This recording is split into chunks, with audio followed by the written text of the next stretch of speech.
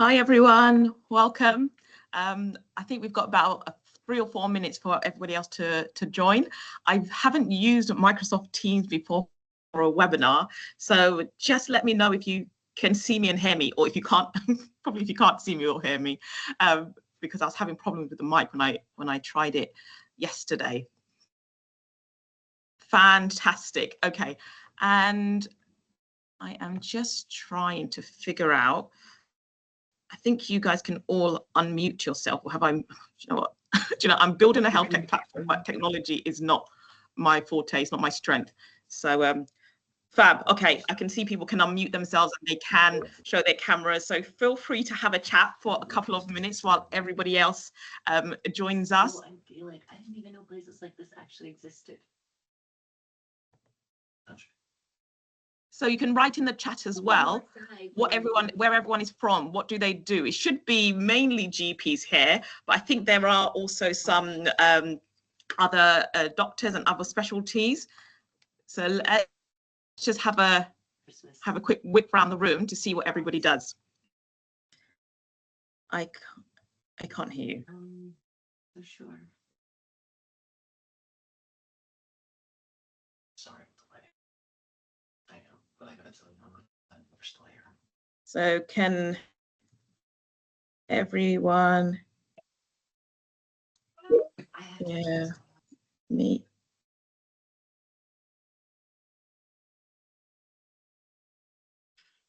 Hi, Bakrat. Hi, Bakrat's a GP.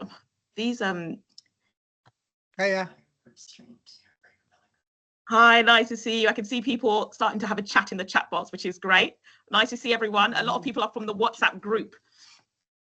So this is your chance to talk, because I know I had to silence the group whilst we were getting all the announcements through. So at least here you can mingle with your fellow GPs and find out what everybody's up to.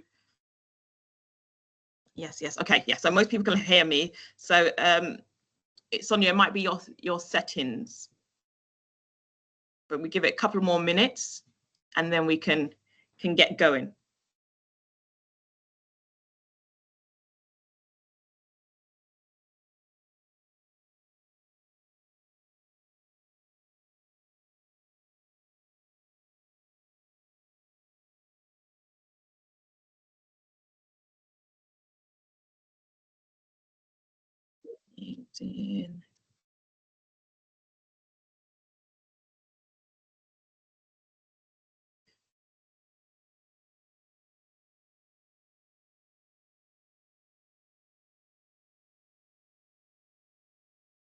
And where?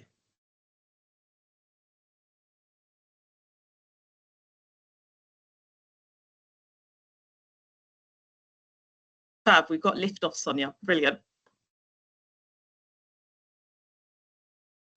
Okie doke. I think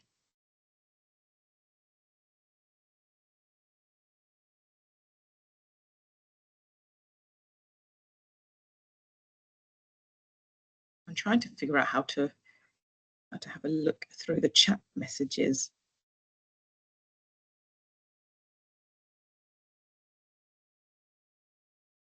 No worries. Okay.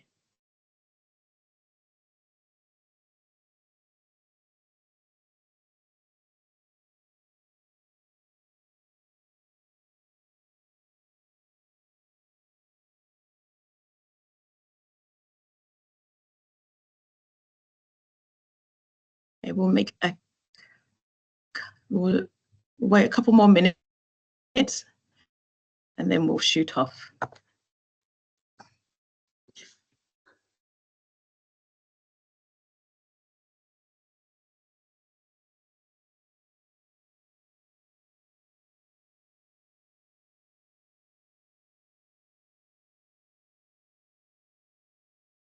So are people mostly GPs, salaried, locum, partners? What is everyone up to? I'm just checking on my patient because I think she's messaging me.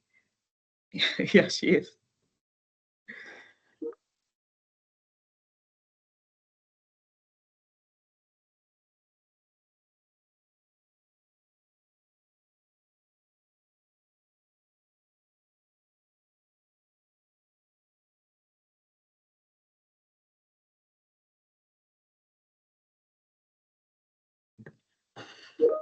Okay, I think we can start. I can see locum GPs here, private GP, excellent. Locum, a lot of locums. So I know there's a difficulty in finding locum jobs, but I think slowly they're creeping back in. Can everybody hear the notifications as they pop up? I'm just trying to silence them.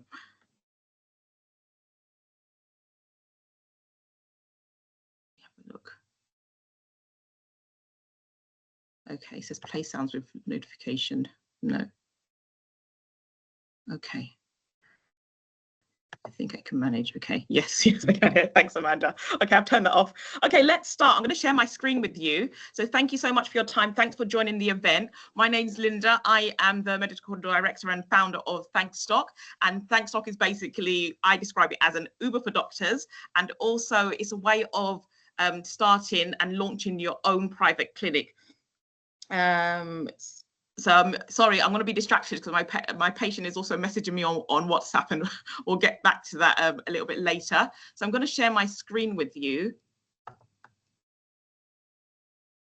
And we'll whiz through the presentation.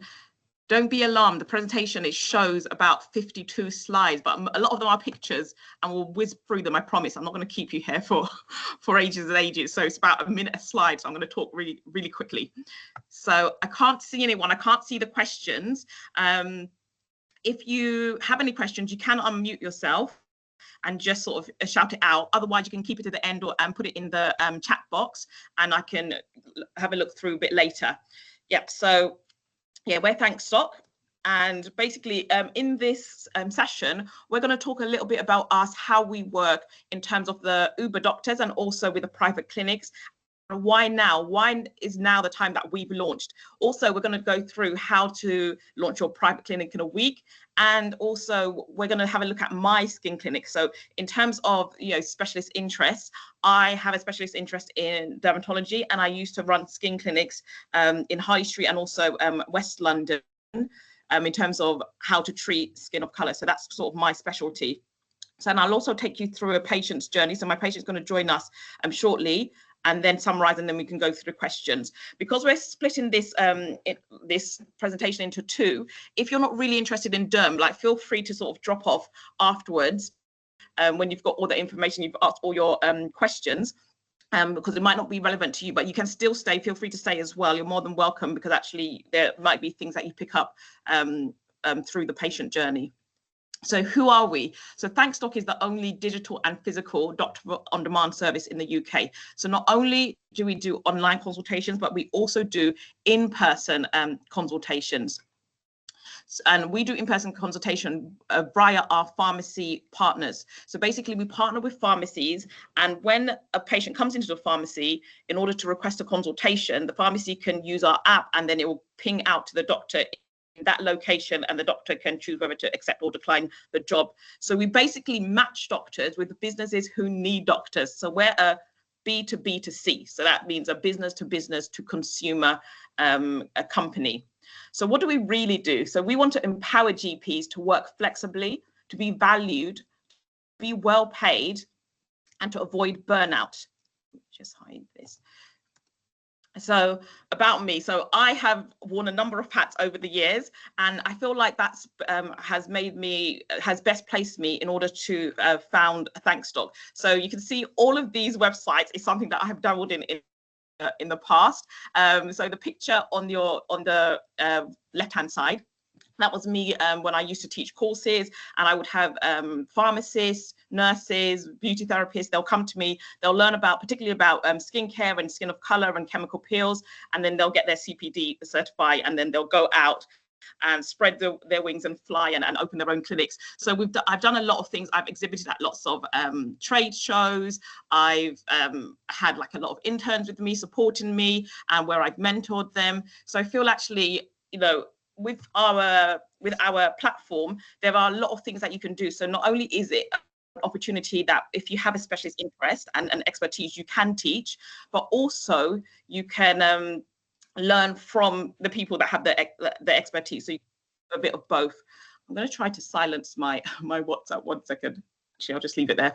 I've also done clinic consultancy, so I've helped a lot of businesses open their own clinics. So there might be clinics like laser hair removal clinics, a lot of aesthetic clinics, IV nutritional therapy clinics, phlebotomy clinics. So I've helped a lot of businesses open their own clinics. I've been a GP supervisor, so a lot of the GP trainees I've helped.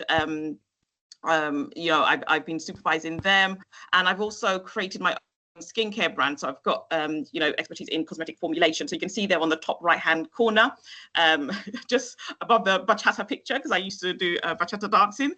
So that's where I had my own skincare brand. So if you're interested in any of the things you do, just drop me a message and I can help you sort of navigate that area. So how do we work? We work in two ways. So we have the Uber for Doctors model, and then we have the private clinic model. So you can do one option or both options.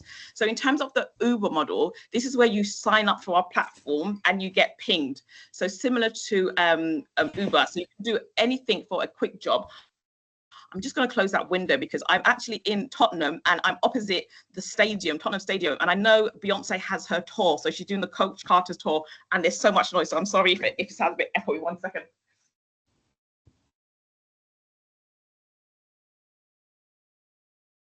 Okay, so you'll get pinged at jobs and you can do anything from a quick 15-minute online consultation to a 3-hour private menopause clinic at your local pharmacy, because that's the demand. Alternatively, you can open your own private clinic. So that's where you launch your private clinic under our CQC umbrella, and you can get up and running in as soon as a week. So we would vet you, we'll make sure that you're compliant and you're working under our standard operating procedures, and you're safe to get going. The non-CQC clinics can get going, within 24 hours, and I've done it before with some of my students. So for Doctors model, how do we work? So we partner with businesses that need doctors to provide services to their patients. So we partner with providers such as the NHS, private companies, law firms. So especially because law firms are cash rich and time poor, so they always want things done very, very quickly. So a lot of the law firms have been signing up in order to get the GPs, especially the online GPs, when they get sick, they want antibiotics, or they have an issue, they want a letter. So we partner with a lot of services and companies that need doctors, and you can offer a whole range of services. So the same thing that you would offer in a normal NHS GP surgery is also what you can offer privately, and more services.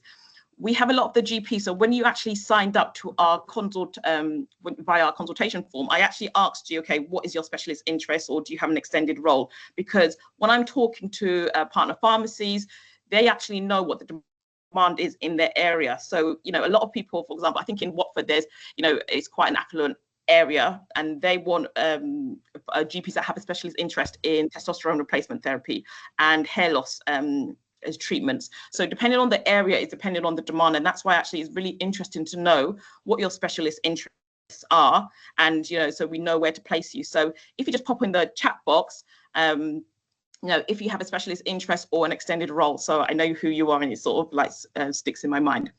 So how do we work with you? So in a nutshell, we're a tech-enabled platform, and we show you really the core jobs, mostly private work, and we cover you with our CQC, so you can just pick and choose whichever job you like. So it's basically a plug and play system.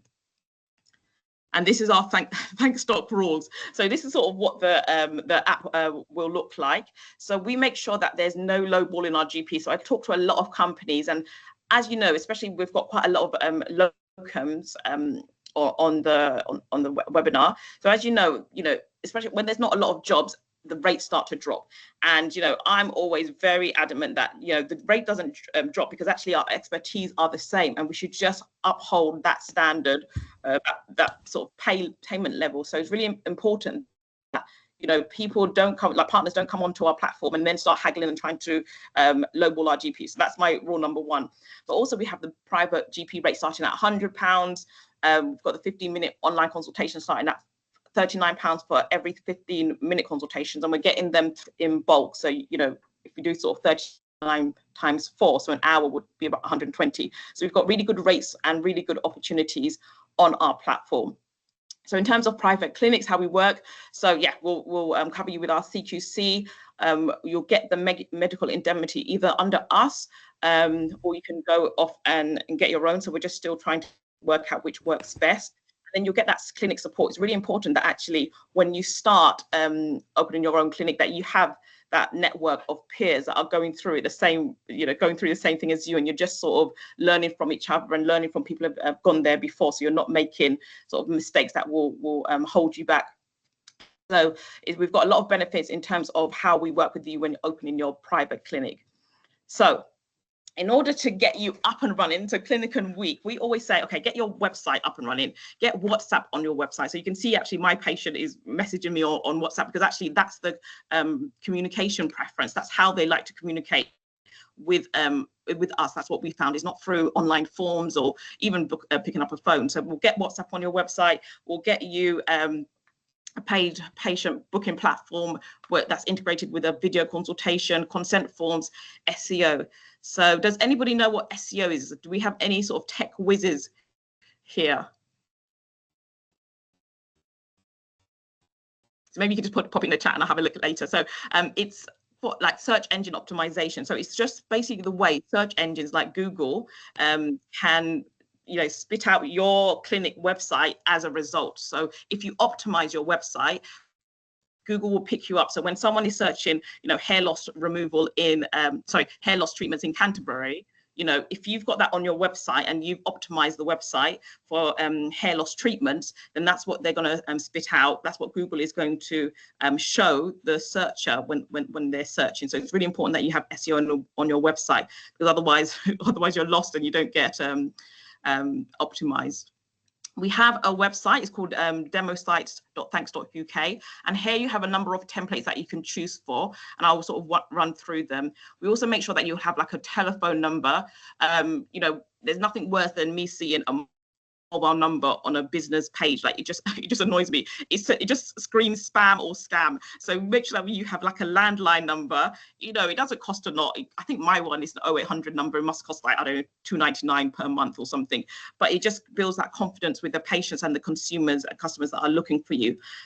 We'll help you, we work with a lot of partner locations, and you can actually start in a clinic location for £15 an hour. So we want to make sure that you're starting off small and you're not going sort of gung-ho when you're forking out money and hundreds of thousands of pounds on a clinic location and fitting it, etc. You can start off really frugally and grow your business in your own place. So this is an example of some of our websites. So you can go onto our demosites.thanksdoc.co.uk and you can see some. So this one's really cute. So you can basically customize it how you want. So you can customize like the wording, and you can customize like the colors and the logos, etc. So these are a couple of our websites, but you can look at it in your own time. So we provide this service for £500. I always say that, value your time. Yes, you can do it yourself. And there's people that will say, oh, we'll do it via Wix websites. And when you look at their websites, it doesn't look great. And, you can see other companies what they're charging. So when you have a look at even their basic service here at $495 per year, so you don't really even own that website. So just make sure that even if you are going it alone, make sure you read the small print. A lot of them will say, okay, get your domain name for 99p, and next year you're being charged £199, and then you're trying to shift everything. So make sure that you go with people or go with a mentor, go with us, that we can basically help you navigate the pitfalls, because I've made these mistakes throughout my various startups. So so you can have a look at other people's websites on what they offer, and you can see that on here, for example, I know these chaps personally, and they do a really good service, but their websites start at £6,000, and that's actually quite normal for websites. So I think you're getting a really good deal, and we can offer it at this price because we have the numbers. So I think there is in our group currently, WhatsApp group, about 450 GPs, and on the wait list for 1,500 GPs. So we've got the numbers, and that's why they can do it at this price for now. And why do you need a website? How else will patients find you? Like, if you don't have a website, then you just don't exist. So I think it says 77% of patients search online before booking a healthcare appointment. And it's basically a way for you to explain and showcase your services and show them who they are. So actually they have that, they feel comfortable with booking with you. They feel like they know you. They feel like they can trust you and you're credible.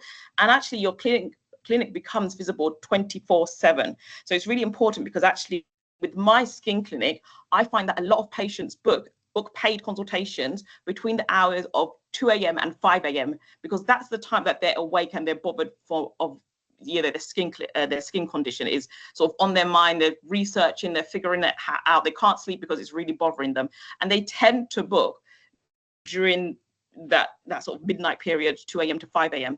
That's not when you're open. So it's not like when they can call you, because actually if they don't book then and there, they're going to forget about you, because actually it's very fleeting. So a lot of the time it's like, okay, they've got it on their mind, so then they just book. So if you don't have a booking form and a website, then you've lost that company, that customer. So did anyone used to play what was it called, catchphrase? Does anyone know this catchphrase? Shout it out. Why the sun shines. Yes, brilliant. I thought I was like a catchphrase queen, but actually I've met my match. So make hay as the sun shines, because as we know, especially as locum GPs, probably 5 years ago, so I qualified in 2017, and when I qualified I went straight into locum. I think I was the only one in my cohort that did locum, because I just felt like I cannot salary, I don't know anything about partnerships. I'm a bit flaky. I like to try lots of different things. So I was like, I'm just going to locum. And it was the heydays. It was brilliant for locum. Everyone who's a locum understands when it was like 2017, 2018, even up until 2021, it was really great. But now look at what's happening. I mean, you can't get a locum position. There's GPs that haven't worked for 6 months, 8 months. So the point I'm trying to make in terms of, yes, we have these offers, and but you have to make hay where the sun shines and actually make a decision. Because if actually my tech team that is basically doing all these websites get overwhelmed, they say, Linda, we can't do it anymore, they'll shut it down. So it's really important that you make a decision and you do your research really quickly and you move really quickly, because there's a lot of competition out there. So so it's important that you get going. So why are we doing this? So I'm sick and tired of reading these headlines. It's story after story, and I'm a bit of like a bearer of bad news, because even on the WhatsApp group, I'm almost trying to, I guess you all know what's happening, but I feed these articles onto the WhatsApp group so people know what's happening in terms of the GP unemployment, underemployment crisis. So yes, we know about the heartbreaking stories of GP unemployment. Here, I think GP Online was saying that lots of newly qualified GPs are retraining as medical coders or bus drivers because of the shortage in general practice, a job shortage. And then we've got the BMA, which, okay, I get their sentiment. They're trying to launch a campaign about value of a GP. But to me, this is similar to clap for our NHS. It doesn't pay the bills. Yes, I get it. It's very nice, but actually we need something more than that. And so we need to take matters into our own hands. And Steve Taylor is excellent I'm not sure whether he's here, but he's excellent to follow on LinkedIn. So he comes up with all the stats and all the data, and he presents it in a really great way. So this one's really interesting. He said it's a manufactured crisis. So the GP unemployment, underemployment is a manufactured crisis created by undermining the profession, underfunding, and increasing the workload. So you can see here, there's 7% fewer GPs. There's been a 20% cut in funding. There's a 7% increase in population and a 20% increase in workload. So it's unsustainable. Something's got to give eventually if we continue down this path. I'm going to just sort of whiz through some of these slides where you can see the change in GP pay since for the last 20 years, and a lovely downward slope.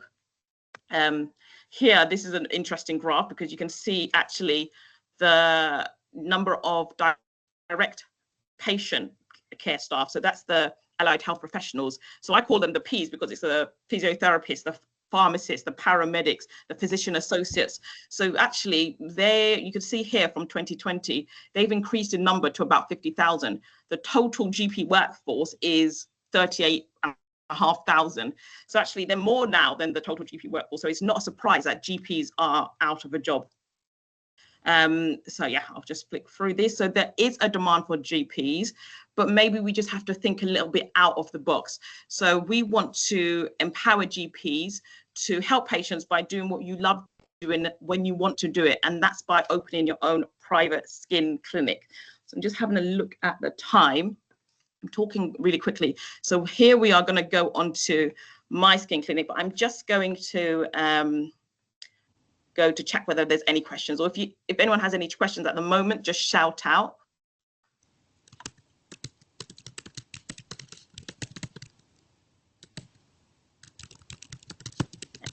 And I'm just Hi, gonna Linda. Hi, is it Charmaine? Hello? I can't. Yes, hi, I can hear you. Go for it. Ask away. Hello, can you hear me? Yes, we can hear you. We can hear you, Charmaine. Yeah, thank you. But uh,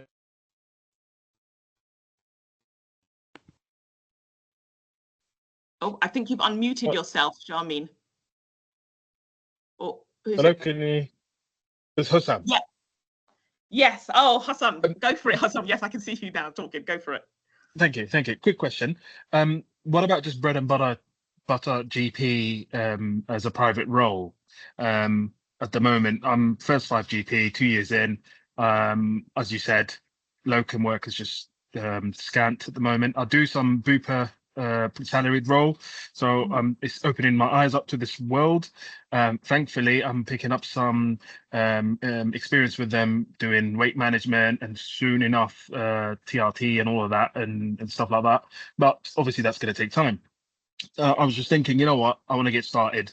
Bread and butter GP as a private. Is there an appetite for that? Yeah, so it's tricky because people feel the NHS is free and GPs are free. So when people actually open a private GP, they say, well, I can just go to my NHS GP. Even though we're generalists, you know, people actually pay when you say, okay, I'm a GP that specializes in dermatologists. So actually people are using marketing and almost marketing themselves as menopause doctor. We know as clinicians, there's no such thing as menopause doctor. It's just a marketing term, but that's what the patients, that's what lay people actually, what's the word? That's what they understand. Okay, I'm going to go to this GP for menopause. I'm going to go to this GP for hair loss treatments. So for generalized private GP, actually they don't do as well as the ones that have niched down into a specific subject. And even when I'm talking to the pharmacists, yes, for, you know, on our Uber Doctor platform, yes, we'll get like, you know, private GP sessions with the, you know, law firms and the other companies. But actually, for you, if you're starting your own clinic, it is better to niche down and to kind of create a name for yourself in a specific area. Thank you. Thank you. I am just having a look. Is this talk recorded? Yes, the talk is recorded, and I will share it somehow, probably on my LinkedIn. If you're on the mailing list, it'll also go out on the mailing list. And I think we have our helper that can pop the links inside the chat in terms of so Chuck, yeah, you can pop the mailing list links in the chat, and I can actually send out the recordings afterwards. So do any training in areas of most demand.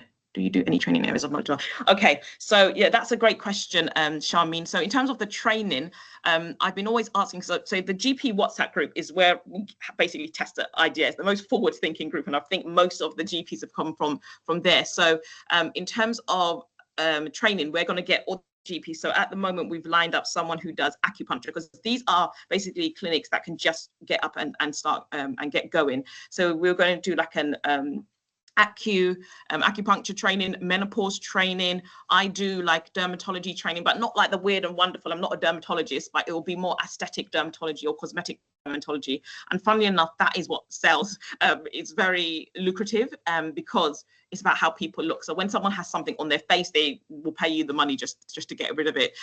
Weight loss is another big thing. So we were getting the and also, what's the other one? Yeah, testosterone replacement therapy. So we're getting the doctors that actually specialize in those areas to come and teach you. And we're going to try to, because usually these courses, they can cost quite a lot, you know, £700, £800. And I think us as GPs, I think even when I qualified, I went on the RCGP minor surgery course. I don't even know why I'd done it. And it must have cost around like £700. We just do courses for the sake of doing courses.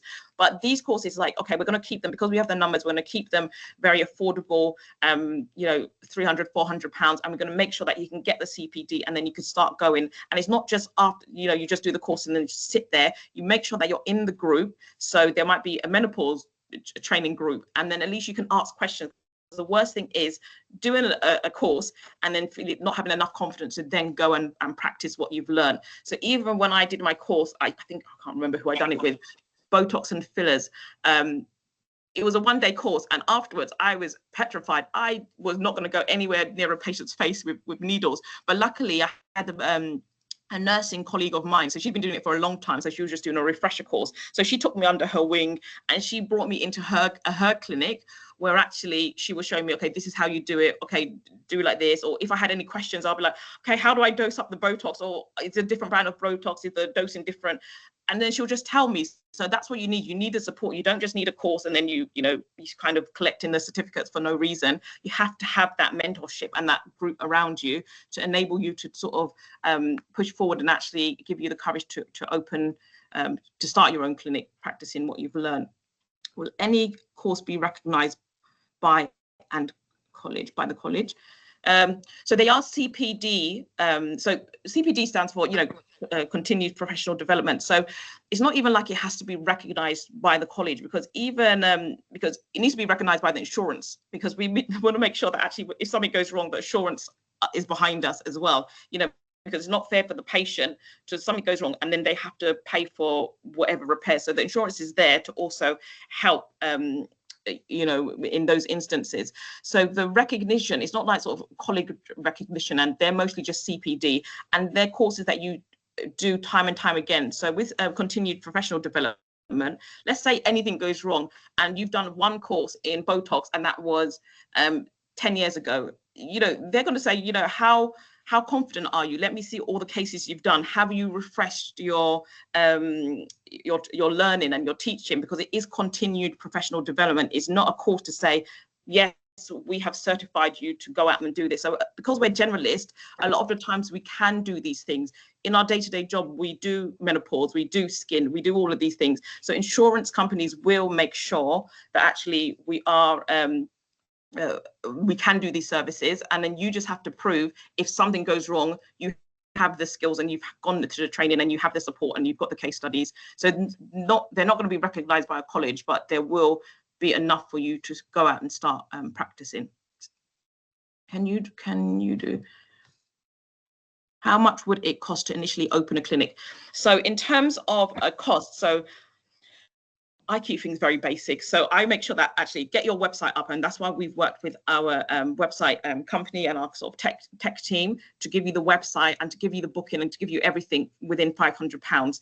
And then you maybe have to pay hourly. So we work with clinics in central London around Fleet Street, Holborn, but across the UK, to then give you the rooms. So I wouldn't say, start renting, because once you start renting a clinic, it's actually a lot of overheads. You're looking at business rates, heating, electric bills, all of this stuff. Just rent a room in a sort of a clinical environment and start, and that can be £15 an hour, and you literally only use that clinic room when you have patients booked in. So really, in terms of how much would it cost? Yes, £500 for your website, which includes your booking, includes your WhatsApp. You might have to pay for your telephone line, which might be like, I don't know, I pay something like £10 a month.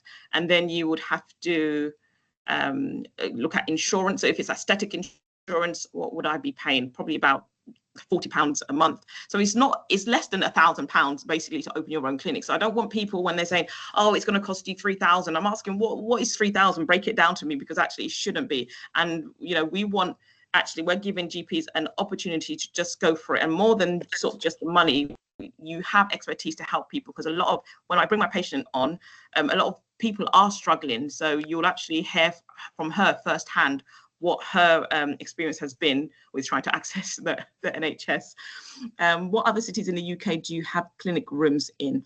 I can find them everywhere and anywhere. So I've been doing this for probably about 15 years. So I've got, with me, they say, what skill set do you have? And I'm thinking, I actually don't know, but I think I'm like a super networker. I'm always just going to all these conferences, meeting people, going to have like chats and cups of tea. So I think that is my skill set. I'm not technical. I'm not, the best doctor or the smartest person. So I think actually my skill set is being a networker. So I'll find the clinic for you, so wherever you are. How much are CQC costs, etc.? So if you're under us, then it comes under our sort of private clinic model, and so you can come under us for £200 a month, and that covers your CQC, and you get all your policies and etc. If you want to just go it alone, then we can also advise you, okay, you can try finding CQC companies that will provide it for you. It takes about 10 to 12 months to get, and then it might cost you around 5,000–6,000.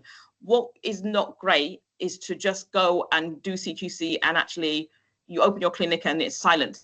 You literally just, it's just like tumbleweed. So our umbrella almost acts as, you know, a starter. Let me just test the waters. Okay, I'm going to test being, as we said, Hussam mentioned, okay, private GP. He might maybe set up for 6 months and realize actually no one's coming to private GP. I'm going to quickly pivot to testosterone replacement therapy. This is not working. I'm going to quick. It's all about testing the waters. There's nothing like, oh, it is a surefire way to succeed.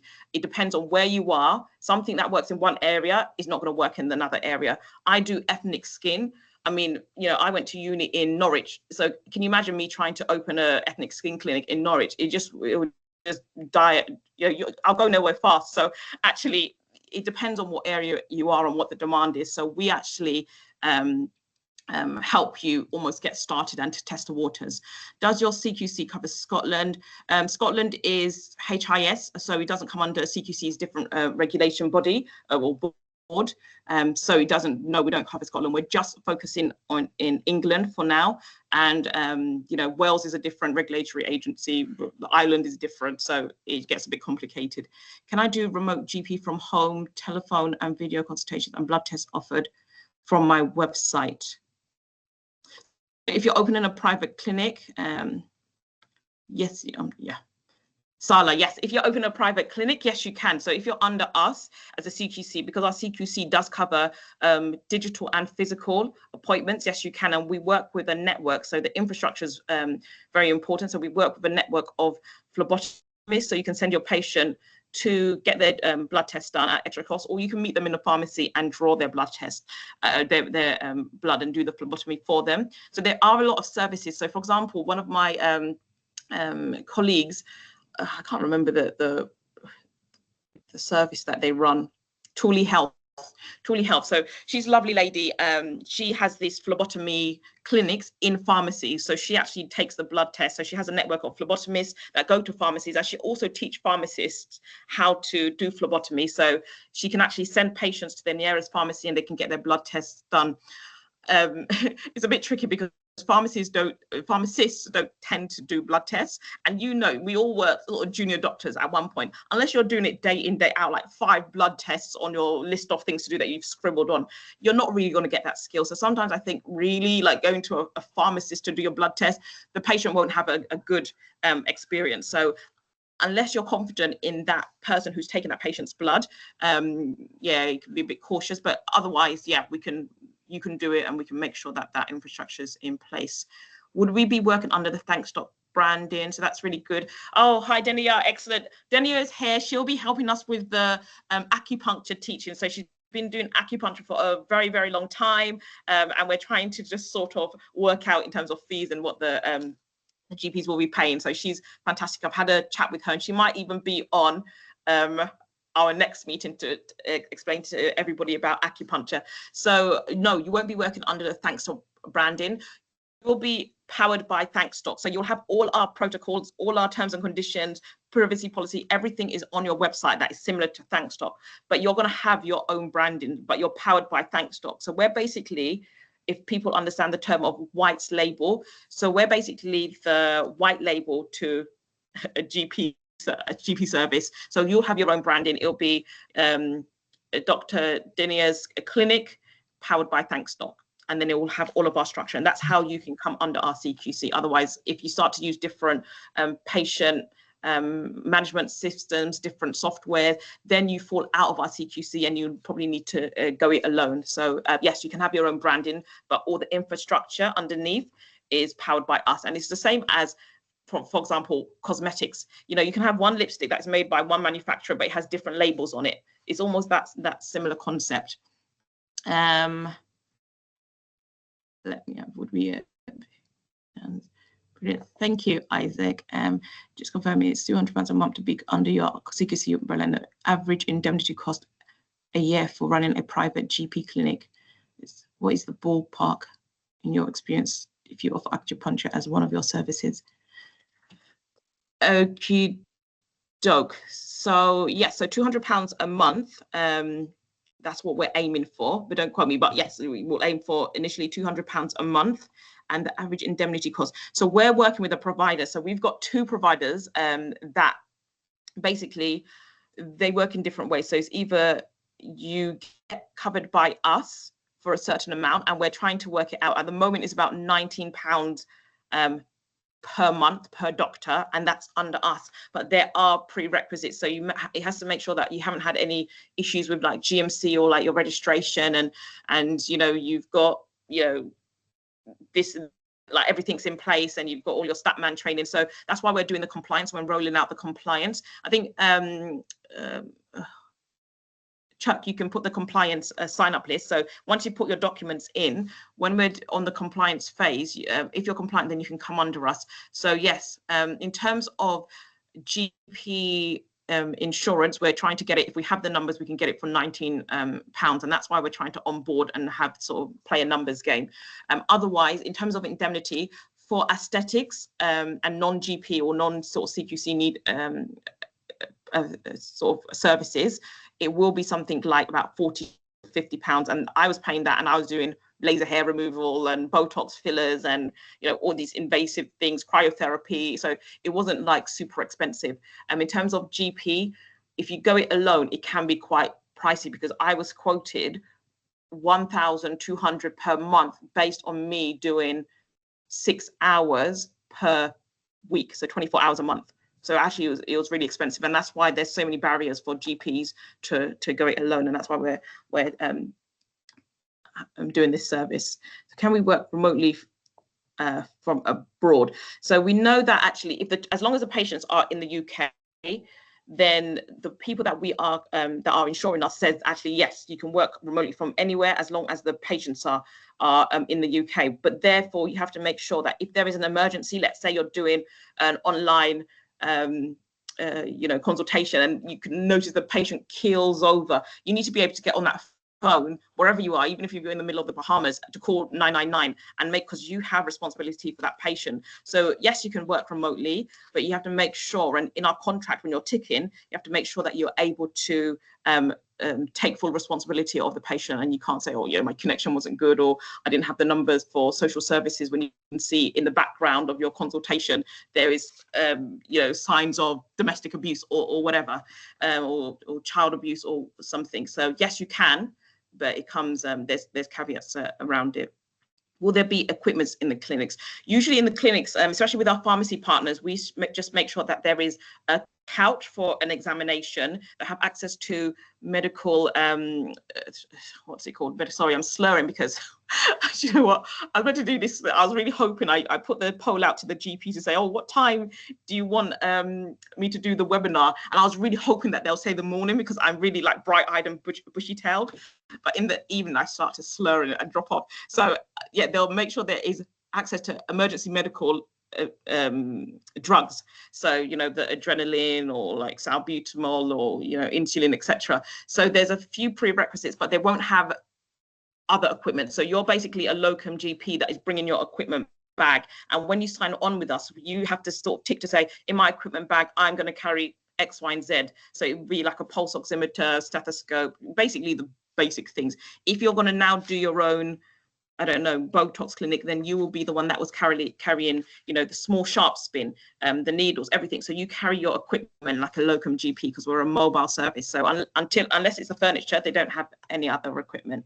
So yeah, great question, Irene. So I think that's about, I think I've sort of rambled through the questions. So I'm going to see whether I can bring my patient on and just talk about my skin clinic. So is Fui here, or Pooja? Pooja, put your hand up or type in the box, and or unmute yourself, and we can talk through your skin journey. Yes, I'm here. Excellent. Fantastic. Hi, Doc. Excellent. Hi, Fui. How are you?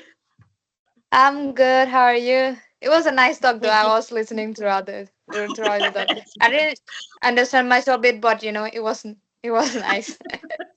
Fantastic. So we have our patient Fui. So she's going to talk you through how she's found accessing private healthcare, and also what her skin journey has been like. So as you know, I have my skin clinic. I've had it, it's kind of pivoted through the years. So I've had it from 2015, I was open as Derma Noir, then it went into BAME skincare. BAME stands for Black, Asian, Minority, Ethnic, because I specialize in treating skin of color because of things that I experienced when I was trying to get treatment on the NHS. And then people are saying, oh, you know, it's too exclusive, make it more inclusive. So now I've pivoted to scripted skincare, and I haven't launched it properly. I'm launching it probably in 2 weeks, but still, this is why it's important just to get up and running, because even if you're not ready, just be ready, because, you know, it's not like when you open, then everyone's going to come flooding. Start, you know, getting your patients, getting to know you, and just start ranking in Google and getting SEO on your website. So actually, when you're ready to launch, then your patients can find you. Yeah. Excellent. So I'm going to share my screen again. So I'm not sure actually whether people will be able to see you. I'm not sure how to. Let me see whether I can find your name here and then make you a presenter. I'm not sure how. You can give me the host. I know. I'm sure you would love that. And guys, this is why I really love private practice, because you get to meet your patients and you get to really understand. Like a lot of my patients, you know, I feel like I am friends with them because, you know, they really open up to you. They're very vulnerable when they come to see you, and you know, you make a big difference in their life. I'm going to make a presenter. So presenter, tell me whether they can share contact with others and more. Change. Okay, I don't know whether she's pinned for everyone, but you can pin free, and then I'm going to share my screen and we're going to continue whizzing through again. Share entire screen.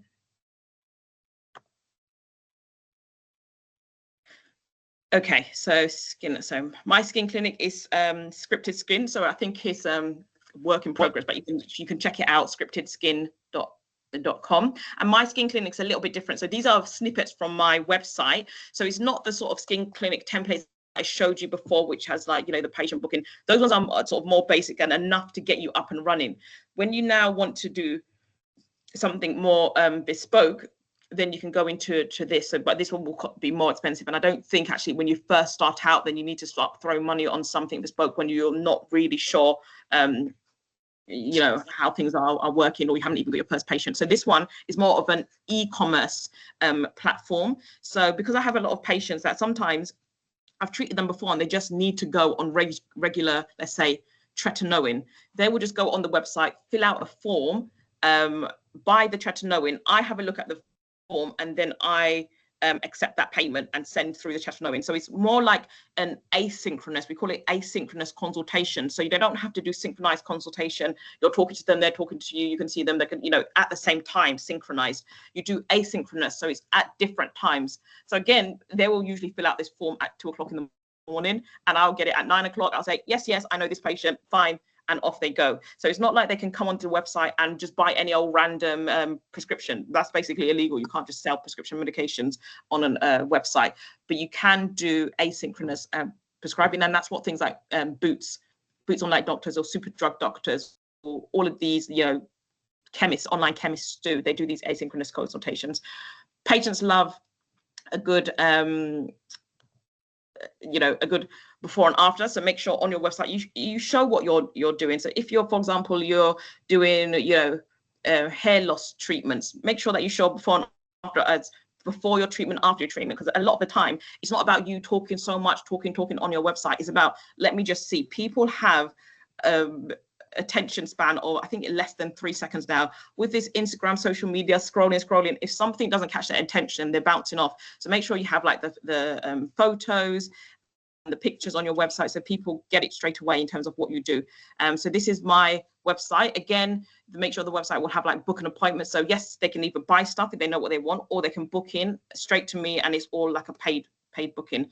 So here is kind of, you know, the medications that I prescribe, and they have to fill out the consultation form. And you can see here WhatsApp button. WhatsApp is just a game changer. If you don't have WhatsApp, you're just missing a lot of customers. So make sure you have WhatsApp as well on your website, and that's what we embed for you anyway. Our tech team would embed it for you. So patient journey. So are there any derm gypsies in here, because you can actually, well, yeah, you can actually ask a couple of questions. Does anyone want to take a history? You're all being very shy. Let me see whether I can stop sharing for a second, and then see if you want to take a history. You can take a history in terms of ask the questions in the chat. So how would you take aesthetic derm history?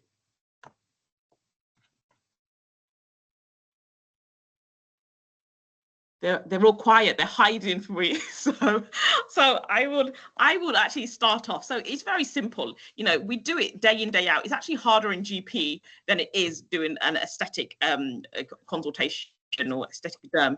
And for aesthetic derm, you don't really need to you don't have to have CQC, so that's another one that you can get up and running very quickly.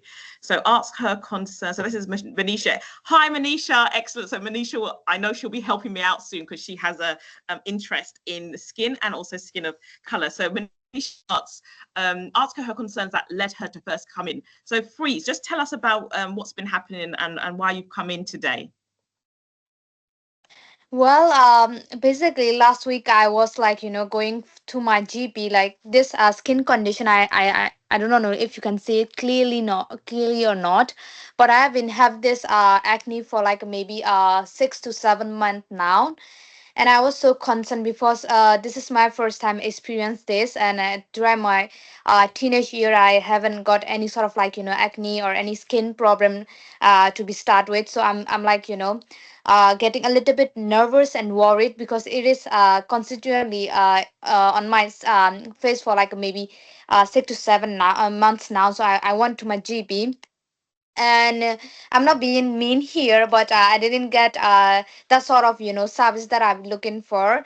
And I was so disappointed, like because the conversation was kind of like so short. Maybe they have that sort of like time frame for a certain sort of patient, so I can understand that part as well. But as soon as I got the appointment, and then like during the appointment I was not able to like communicate clearly, you know what I mean. Like if I'm the patient and it's because like when you book through some sort of NHS website, you have to like write it down every consent that you have. Like I write it like a pages, like this and that's like my journey, like from starting to like now, right now, like I write everything.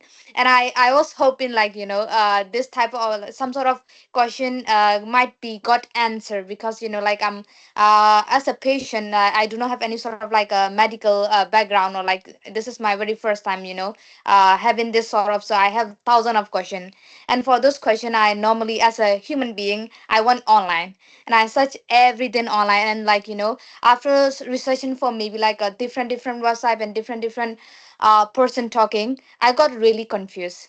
So for me, like I would like to go personally, and then like show my face, and this is my face, this is my acne, and what should I do now? I have been researching everything, and then I'm quite confused, and I do not know what should I do. And I have tried some of that thing, but it is not working for me, because I didn't go to like straight after getting one pimple, and then I'm going to like, this is my pimple. No, I didn't do that. I tried some of the medication online, and then some of the things, and then like it didn't work, and then like I booked and I went there, and I didn't got that sort of service that I'm looking for, to be honest. And after that I'm like after after getting back from the GP, and spending 1 or 2 days for their prescription, I my acne tend to got a little bit worse, because during my that slot, the GP didn't even ask me my skin type, you know what I mean. So like they just look at to my pimple, like this, maybe like a 10-second maximum.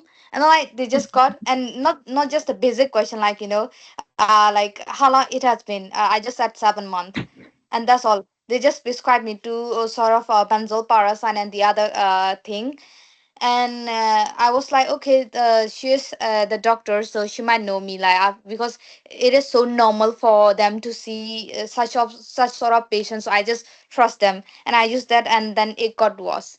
And after that, I'm like panicking, and then I again gone to the online, and then like, this time, forget it. I'm gonna spend money, and then I'm gonna treat my skin properly, and because I'm a student, so it costs a lot for me. So yeah, and then like Yeah. I went online, and then like compare 4 to 5 clinic, and then like obviously I went to Google review.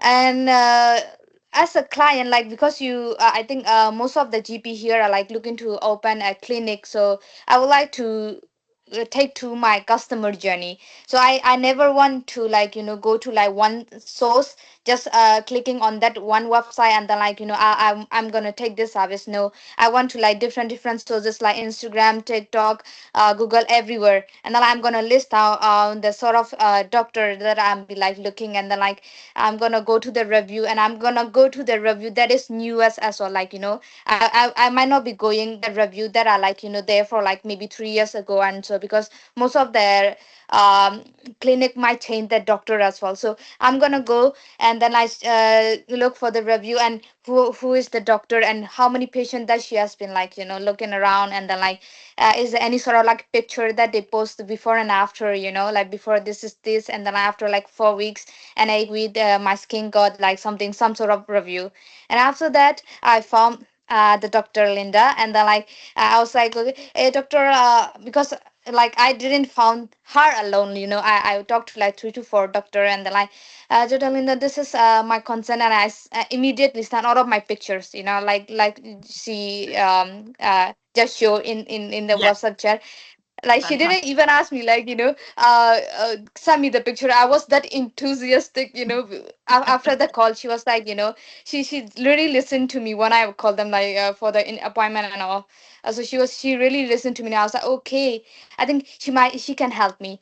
And Yeah. as soon as she hit me to my WhatsApp, I just like bang bang bang bang bang every photo. This is me for very first time, and then this is me after a Yes. while, and this is this and that, and yeah, that was my journey. Fantastic. Yeah, I think I'll talk a lot. Fantastic. Sorry. No, that's good. That's why I brought you on here. So we actually just contacted me as a patient or client last Thursday, and this Thursday she's on here, and I was like, she'll be brilliant because she's not worried. There's a lot of people on here. I said there's going to be about 50, 60 GPs on. They want to understand your story. They want to open their own clinic. So it's very important that they understand their customer. I literally am stuck to my customer, because if you don't know what they're doing or where to find them, they're not gonna find you. So make sure that you are very like involved with your customer, and you understand your customer journey. So I can see these questions coming in, and they are great. What have you been using to date? So that's a fantastic question, Jay. So let me share my screen. Oops, share window, because actually, as Free said, she mentioned that she was using a lot of products. So you can see here, so she called me first, and then we had a quick chat, and then I said, okay, let me just WhatsApp you, because everyone just uses WhatsApp nowadays, and it's just easy to send pictures and to communicate. Even if you're busy, you can just send a quick message. So I said, hi Fui, this is Dr. Linda from Script Skincare. Thank you for your call today. Already, hello, brr, the pictures are coming, and that's very typical of patients when it's a skin concern, because they have been photographing their face several times a day. So you've already got the before and after, and these are what you will use on your website. Of course, you will anonymize it. So, and then you ask a few questions. Thank you for your images. I can see a lot of inflammation and congestion. So you don't want to give them a diagnosis, because you can't. It's not safe to just diagnose over, a WhatsApp message. You need to diagnose when you have a full, they've filled out a full consultation form. Something like acne, again, it's cosmetic, even though it's a medical condition. But so then they don't come down too heavily on it. But if it's somebody else, like they're doing sort of menopause, and people are saying something like hot flushes, you don't want to start saying, oh yeah, this is menopause. Of course, us GPs know it could be anything. So make sure that actually you don't diagnose on WhatsApp, because that patient might bounce off, you don't have them, they're not actually your patient, so you cannot give medical advice to someone that hasn't actually signed a consent form and you've got their details. So you can just be a little bit light, but still give them some information so they have that confidence in you. Number one, listen. So what Free was saying is that, okay, yeah, she listened when she went to the NHS GP, and when we had a chat, I said, oh, NHS GPs have 10 minutes. And the reason why Free's so shocked is because, Free, where do you come from? Is it Myanmar? Oh, yes, it is Myanmar, yes. Yes, so she's come here from last August to do a master's degree? Oh, no, last June. So like 8th of June, so it's gonna be like 1 year now. Yeah. Okay. And so she doesn't usually have access to NHS. So this is her first, experience of NHS. So can you imagine the actual shock horror and with master students, they have to pay an NHS fee of, £1,200 or whatever. So you can imagine the shock horror when she goes to the GP. The poor GP is stressed because it's probably like a million consultations already. It's the end of the morning and they just want their coffee and their tea, and they're just trying to survive. So the poor GP is stressed because not only do they have their consultations, they're probably also supervising the physician associate, the PA, the PA, the paramedic, everybody. So then Freeze comes along ready. She's prepared with her photos. She's got all of her the products that she's used. She's got the whole story in her head, and the GP just looks across acne and then prescribes no information, and off you go. And actually that's what we expect for the NHS, because 10 minutes isn't enough. Like 10 minutes, what are you going to get done within 10 minutes? So again, that was quite concerning for her, and that you can hear her frustration. And this is why I'm actually saying WhatsApp is really important. Patients love WhatsApp. This is my WhatsApp. I haven't reopened my Skin Clinic, and already people are trying to come through. So within 3 days you'll get like around, expect like, let's say even if it's 2 patients a day, and on average I work on a 50% like profit margin. So I shouldn't fully block our ears, but about 50% profit margin. And usually customers spend on average £400 to £500. So if you don't have WhatsApp, you can just imagine that you're losing a lot of money. There's people that need your help, you're not meeting them at where they are. So make sure that you have WhatsApp, because even without opening, I've already got the clients coming in. And that's why I say actually to just be quick and just open up, even if you're not ready. I wasn't ready. This is my first webinar. I haven't done webinars with GPs before, and I was like, I don't even know how to use Teams. So yesterday when I was practicing, it was all falling apart. But just done is better than perfect. So just get going with what you have, and you'll learn along the way. So yeah, with we sent her the consultation form, so she filled it in. She's popped all the past medical history in, and people were asking about what does she use. So she doesn't have any medical conditions. I think it says like some iron deficiency, no allergies, sometimes has like constipation pill, but every now and again, doesn't smoke. And then on these forms you can attach your photos, can sign. So it's almost like the consultation form and consent form. So we've done a little bit of the history. Thanks guys for contributing to that. But also, when you have, why I like doing private practice, because you have that time to really understand the patient. Because what's important is that people feel heard. It's not that actually you do the GP didn't give her a bad product. They gave her, was it adapalene? Was it different? What did they give you again, Fui? I think different. Yes, different. Was it different or adapalene? We can find No, it. it is a different. Let me just show the product to you. Bear with me a second. So yeah, it is a different. It was different. Okay. So yep. I think so the GP didn't give her a bad product. It is a good product, but when you're trying to explain, when you give someone, you have to explain what the side effects are going to be. So she said it got worse, and actually you do tend to get worse when you're using different, which contains like a retinoid. So it does get worse, that purge, before it even gets better. So if you had even taken that 10 seconds to say it's going to get worse before it gets better, at least you would have expected that. She wouldn't think, oh, this is irritating my skin, this is a side effect. It's not a side effect, it's the actual effect of it. So just explaining, just being heard. And then when you're digging deeper, I asked her, okay, so how does it make you feel? Because it only started in November. It's not like you've had it since you were a teenager, you know, and she said, I feel really down, you know, I'm also very confused because I'm on TikTok, as she mentioned, TikTok, Instagram, researching. She said, I've done over 100 hours of research. So by the time they come to you for private, they're desperate. So they're like, I need, you know, I need your help. You can see, you can feel the exasperation because they don't know where to turn, because you get these Instagram gurus, TikTok gurus, they're saying one thing, oh, use ice roller, use rose water spray, micellar water, like, and then somebody else is saying, oh, don't use ice is bad for, oh, you're just confused by the end of the day. And what did you say about video calls with your family? What do you do for you? Don't even ask.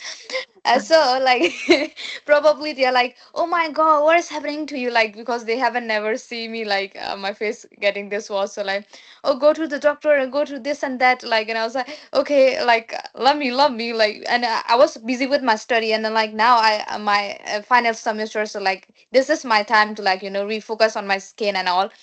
So now it is a summer as well, so I would like to go somewhere around. So like I need to put lots of makeup to cover up, you know what I mean? So, and by the end of the day, I was like, oh my god, if I do not put any makeup on, I do not want to like step out of the house, because it's kind of like so visible to me, and my pimple is kind of like so red. It's not kind of like it is not visible or anything like that. It is so red, and I tend to have a very like fair undertone, so like it is popping out.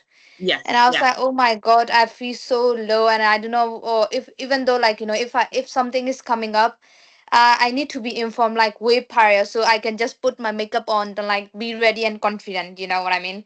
So like Yes, whenever we absolutely. are meeting friends, we are at least doing one selfie, and so like if the phone app and I'm seeing my acne, I'll be like, oh my god, my face is looking like a shit. You know what Yeah, I yeah. mean? So yeah. You So really those feel it. kind of You thing mentioned, happens.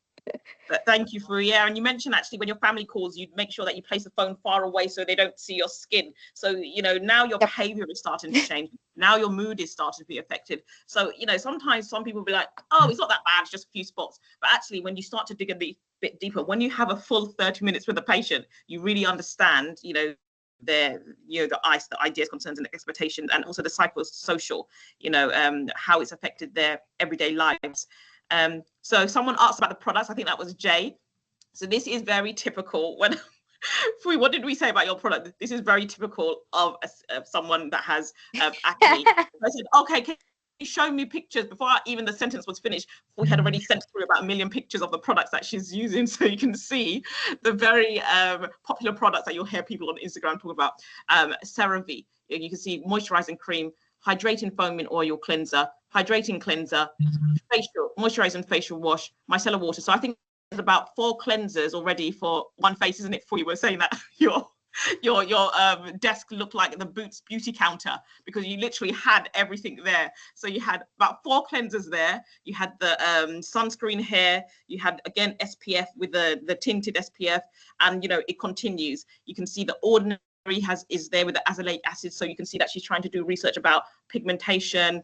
You can see again the inky list with the tranexamic acid, and these are cosmetic brands, so really in terms of their activity, the active and also the results, it's a bit dubious. So you can also see the benzoyl peroxide face wash, the acne side. So she's using this with the differin. So she's using it together, so it can be a bit irritating. Even though you can get formulations together, it can be a bit irritating, especially if the skin's sensitive and not used to these products. So she sent through the photo. So the one on the left-hand side is her pre-acne, and then you can see where she starts to break out. And then it gets a little bit worse. And this is someone who's never had acne, so of course you're going to ask them the full consultation. She mentioned that her mum had acne after giving birth, so the mum also had very clear skin, and then after the mum gave birth, then that's where the acne came. And then we spoke about like her job, etc. So you really go into it so you can understand. And then once you've understood, patient education is very important in private clinics. So I always just whip out a presentation so they can understand where they are. And it was good because for you, it's like, okay, I can get it. It looks like mine, but it's not as bad. Mine's not as bad as that. So she understands, okay, we're confident and we know what it is. Because even when she came, she said, is it acne? you're still not sure. For us, it's bread and butter. We can look at it. So when that GP did the 10-second examination, it's because they've seen this day in and day out. But actually, the patient needs to make sure that you've understood everything that they've said and they are confident with your diagnosis. So you explain what acne is, and then you explain it again. So I always come out with the diagrams, and we talked about, the blocked pores, the sebaceous glands, etc. And then we go even simpler. So I say you have to make sure when you're explaining something to a patient, you break it down as if you're explaining to a 6-year-old, because actually it's a lot of information that you're giving them, and people only retain, let's say, about 20% of the information. So sometimes they also retain pictures, or diagrams when you're explaining to them. So not to be talking, lots of the medical jargon, really break it down to say, acne is a I think about it as an acne triangle. The sebum and the oil, the blocked pores, and the bacteria, all three of this cause the acne, but the most prevalent issue would be the sebum. So we'll explain to her, for example, when you're a baby and a toddler, whatever, there were no hormones and therefore there was no sebum. The minute you hit teenager and the hormones start, and then it activates the sebaceous glands, so the oil producing glands. So we really break it down, because once they know the pathology, they then know the managements, and then that's how I also break it down. So I always make sure they take photos of what we're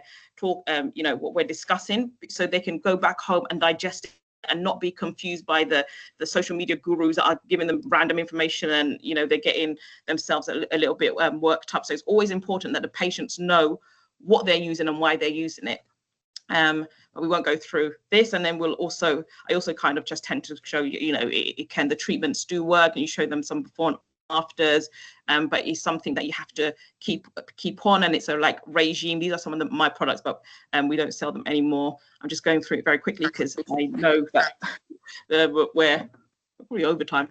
So so just to let you know that there is a demand for GPs. It might not be in NHS primary care, it might be something else. So why don't you help patients? We all have our sort of unique set of skills, so it's really important that actually you use those skills to help patients, because patients are looking for it. Patients are trying to find out, who can help me, and they're all around us. So it's not like actually GPs are not needed or doctors are not needed. They're always needed. There's never going to be a time where they're not needed, but it's just sort of meeting them where they are and knowing what service you're coming out with. So thank you so much, Free, for coming in and giving us your story and actually how it feels to be a patient trying to access NHS care and then going into private. I might bring Free on later on when we have before and afters for the derm gypsies. So does anyone have any questions? Otherwise, I think that's a wrap. So Jay asks, yes. How did it affect her mental health? Actually, Fui, maybe you can answer. How did it affect your mental health? Well, at first I was like, it is just sudden pimple, it gonna fade out. I was like, I don't know, would like to give so much of the attention. And after a while I started to break out, and there I feel like, started to panic, and my mental health was not affected that much at that time as well. But afterwards I like, because I think after using some of the product it might gone, so because prior to that I didn't use any sort of like a product, so I thought, oh, because I didn't take care of my skin that much, so it is the result of it, so I'm just using everything out. So my mental health was enthusiastic, using those products. And after a while I'm not seeing any sort of like a, any sort of like a result, and they like, and again, during my research they're saying like 4 to 8 weeks to see any sort of results. So I waited for that as well, and after that I'm not seeing anything. So that time my confidence level hit rock bottom. I was like, oh my god, something is happening. And I'm like, yeah. And then like I said, whenever I'm going outside I need to put everything on, to be like look presentable, you know what I mean. It is not that visible right now, but it is there. Like, Yeah. you can see it, it is not severe. Like, after talking to the doctor I got to know that my pimple is kind of like very first stage, so I do not need to worry that much. But before getting those sort of like knowledge I was so confused and I was so worried, and my mental health is kind of like, concerning. Yes, I might not feel depression, but it was quite like, like I feel some sort of like, I don't want like to go to outside anymore, something like that. Yeah, Yes. yeah, it really affected your confidence. Yeah, thanks so much for answering that. I'm just looking back up. What have you been using to date? Okay, so we've concomitant chronic diseases and family history. Yes, excellent. If she knows what comedone is, abscess and difference. Yep, and know what it is. Open-ended questions. Exactly. Thanks, Thomas. How do you maintain boundaries with the WhatsApp and prevent working 24/7? That's good.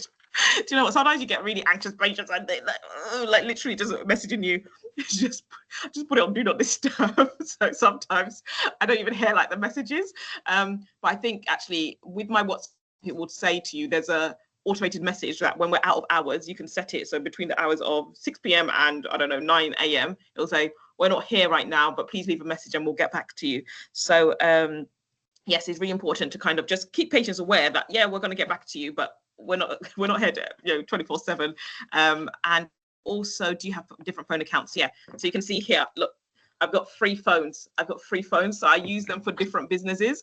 So I always used to think it's only drug dealers that have like multiple phones, but now I feel like I'm one of those people. So when the phone rings, I'm trying to figure out which one it is. So always make sure that you have different phones, especially for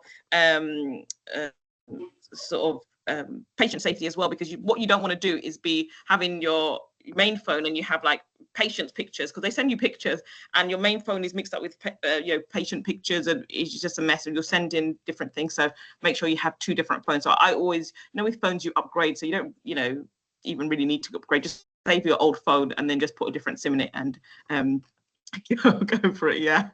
Propose like a drug variant. Exactly right. So can we provide oral retinoids for severe acne? So yeah, specialist thing, Palwasha. Yeah, so we don't do oral retinoids because of course, as we know, we need like the blood test and the pregnancy test, and I think at least two types of contraception, and then they need to sign this the contract that they won't get pregnant because of the teratogenic effects and fetal malformation. So yeah, we don't do that. We are more, because then that you're going more into medical. So with aesthetics, it's almost as if you're doing things like chemical peels, micro needling for the acne scars, and then you can do the kind of the softer topical, and actually topicals work really, really well. So it's only when I can see someone is starting to scar with the typical ice pick scars or the indentation, or even sometimes people's skin of color, when we don't really scar with this indentation, because it's basically due to sort of the collagen. We scar with the dark marks, so we just scar with hyperpigmentation. So when someone is really starting to scar a lot like that, or they've got it widespread, then I'm already referring to the private dermatologist. But I'll make sure that the patient is ready. So she's had her blood testings, including liver functions. We can like tell her to go to a GP, write a letter to GP, okay, get your contraception, your dual contraception. So actually when she sees the dermatologist and she knows she wants to start Roaccutane, the oral retinoids, then she's ready, and they're not going to say, oh, go away for a few weeks whilst we wait for your blood test and start wasting time. So yeah, so that's something that you'd have to be then medical, because now you're treating someone with something strong like oral retinoid, so not in like a startup clinic.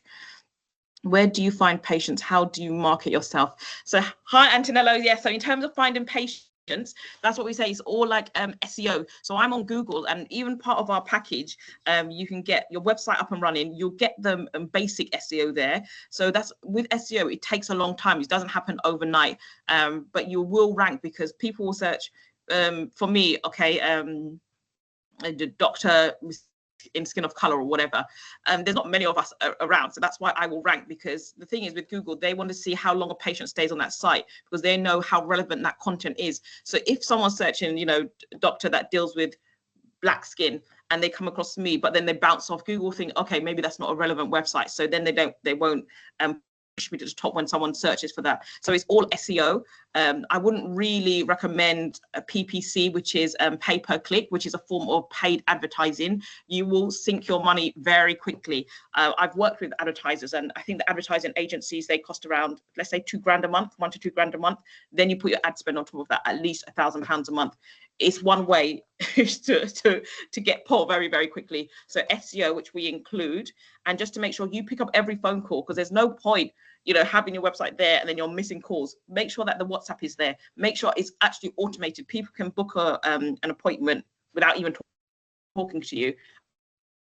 A lot of people don't talk to me. It's, they just go straight to book appointment. The first time I speak to them is when I see them on the video consultation. So that's how patients find me, mainly through SEO. But now we are actually working with a network. So when you guys come on board, I know, I'm not the best person to deal with menopause. So I know who amongst you guys will be the best person, because you'll come up here, you'll do your talk, you'll become visible, and that's how you'll get patients.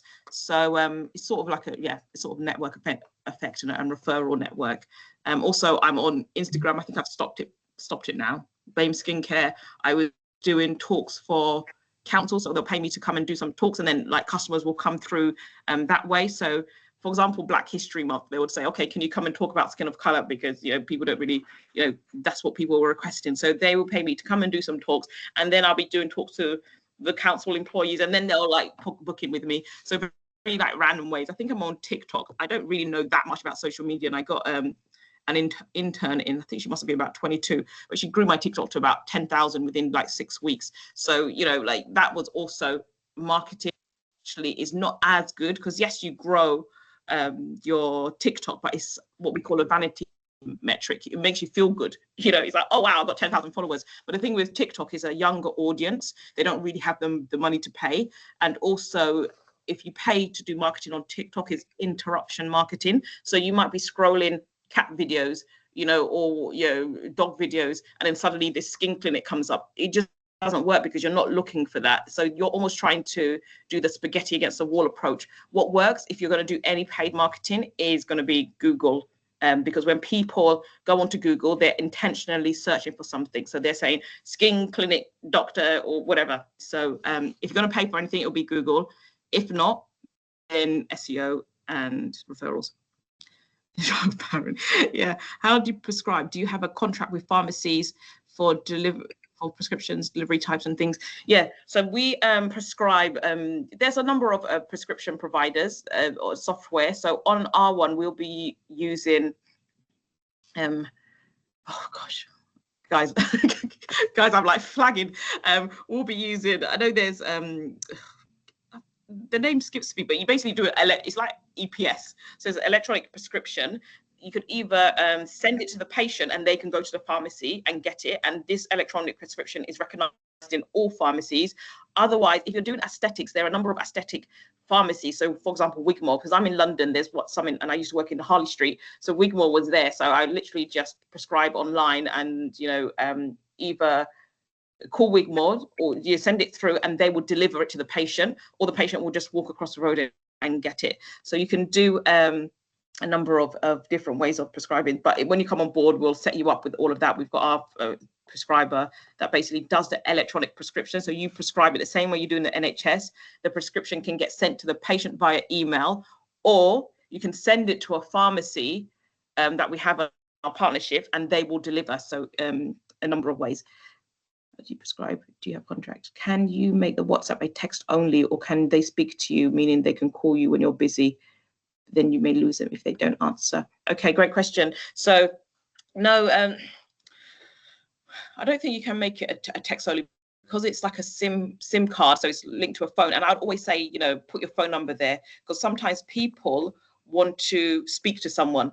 It's very, very strange. Like, well, it's not very strange, because every time you're trying to automate things. Oh, AI for this, AI for that. Oh, yeah. Sometimes you just want to speak to a human being, and so that's why it's really important just to put your number, just so they can see, okay, there is a person at the end of the line.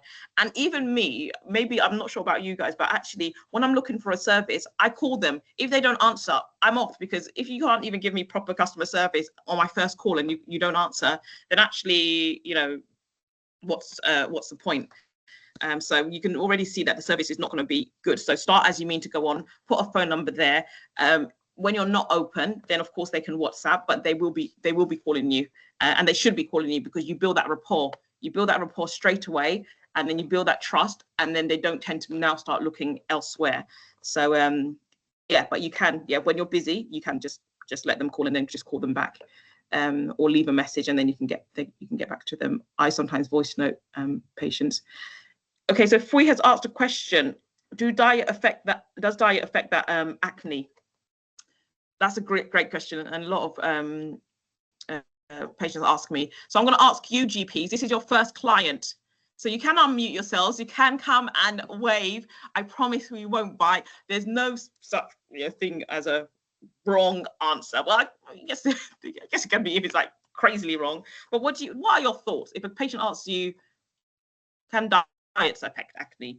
And the thing is, patients will ask you all these questions because they hear things on Instagram. It might be the most random questions. Does licorice root extract means I get open comedones rather than closed comedones?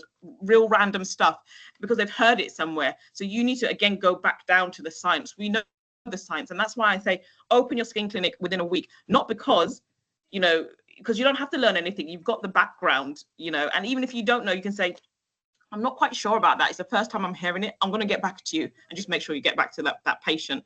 So in terms of question, Nadia has mentioned, yes, everything skin is related to diet. Interesting.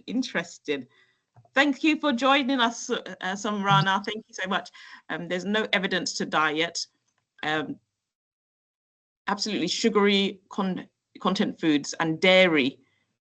There's no evidence to diet, but I tell patients, if you feel you get more breakouts with certain diets, avoid them. Good. Excellent answers, actually. And you can see, actually, Fui, even us as GPs, they are too. Someone's saying no, someone's saying yes, someone's saying not sure. See how it goes. Because actually, in terms of evidence, there is some evidence that sometimes sugary foods, but it's very, very minor. I think they did a study, and I think it was like maybe a 5% difference. And I almost just say, the thing is, when we go back to it, we're looking at the hormones, we're looking at the sebaceous glands. And if really, I sometimes say to my patients, if really foods was related to acne, everybody that is obese will have acne, because you'll see the correlation. Because of course they're not going to be obese by eating vegetables and going to the gym all the time. So then if you're really thinking, okay, food 100 and 1000% affects the diet, then you'll say everyone that is obese should have acne. But that's not the case. It's genetic. It's actually just genetic. Some people are prone to it, some people are not prone to it. Again, it's kind of seeing how you get on. I think that was a great answer by Tola. So some people respond, they notice actually with foods, they get the flare-ups. And when you kind of look into the science of like food, some people's bodies cannot process certain things. So they release sort of stress hormones, and there's things like insulin that is released, and then insulin can actually have effect on the sebaceous glands, and it can cause overproduction of oil, blocked pores, all of this stuff. So there is some evidence, small, but it is about how you get on. If you notice yourself, actually, every time I eat this particular food, these dairy products or whatever, I always get a breakout, then for you it does. But it's not like 100% correlation, because then we'll know everyone morbidly obese will have acne, and that's not the case. Does this mean we can't have any sugary foods, or can I just eat a little? Should I just avoid? So again, that's a great question. In terms of, I would always say we don't, because people then get really intense. They'll start reading the back of food packages, and the quality of life just goes down. So I say, actually, just eat what you like. We can get on top of the acne. The acne is caused by different things. As Free said before, November, she didn't have even one pimple, and she actually told me, I used to go hiking and I sometimes wouldn't wash my face for 3 days. So it's not about like, something didn't just change that now, okay, before sugar didn't affect you and now it does affect you. Like, it's not about the sugar, it's just about and I go into the skin cell cycle and turnover. So when we saw the what was it called, the acne triangle, blocked pores can be caused by skin cells, the skin cell cycle. Basically, when you hit a certain age, usually the skin cells turn over every 4 weeks, but then it gets later and later, longer and longer. So when it's turning over 6 weeks, 8 weeks, they're all basically piling on top of each other. At a certain age, then the oil produced underneath cannot escape. It's blocked under the pores. So there's lots there's lots and lots of reasons why acne is produced, and it's not just related to sugar. But I think skin and food, I love this. I literally love the derm gypsies. Like, I can literally talk about this forever. But we can probably, Dr. Thruthi, thank you. We can probably get into this. I am doing, start your own clinic in a month. So website in a week, start your own clinic in a month. But that's with the gypsy derms that want to open like the aesthetic clinics. And then I'll actually handhold you in terms of, okay, get our website done. Okay, make sure that your phone numbers are there. Okay, now here is some information. We're all in a group, we can all start it together. So I think actually, if you're interested, then we can do that, and we can have like weekly webinars for 2 hours, and we can go through the pathophysiology of cosmetic dermatology. But thank you so much, everyone, for your time and for tuning in. I can see Jill there. Thanks, Jill, for tuning in. I want you actually to come on the next webinar, because Jill is fantastic. She owns is it a chiropody or podiatry clinic? Oh, we can't hear you. I think you're muted. And firsthand. Yeah, I've got a foot clinic in Wiltshire, Melksham. Excellent. Yes, and so actually, I do B12, cryotherapy, some counselling services. A lot of my patients are dermatology and diabetic. Excellent. And actually, you're going to be one of our partners, because you can get a lot of the patients that just can't get to their GP and they want to see a private clinician. They're ready. They're waiting. They're waiting, exactly. So actually, we'll bring Jill in, because she has the experience, and she's always like, when are you guys opening? Because I've got patients to send your way. It took me. I needed a GP myself recently. It took me a month to get an appointment. Oh gosh. I know it's the way it is at the moment, but we're definitely going to open this service pretty soon. But we might, I'll give you a call later on in the week, Jill, and then we can have a chat about it. Great. So thank you so much for your time. Thanks everyone for tuning in, and it was great to have you guys. Lovely. And I'll see you next week for another webinar. Brilliant. Thanks, guys.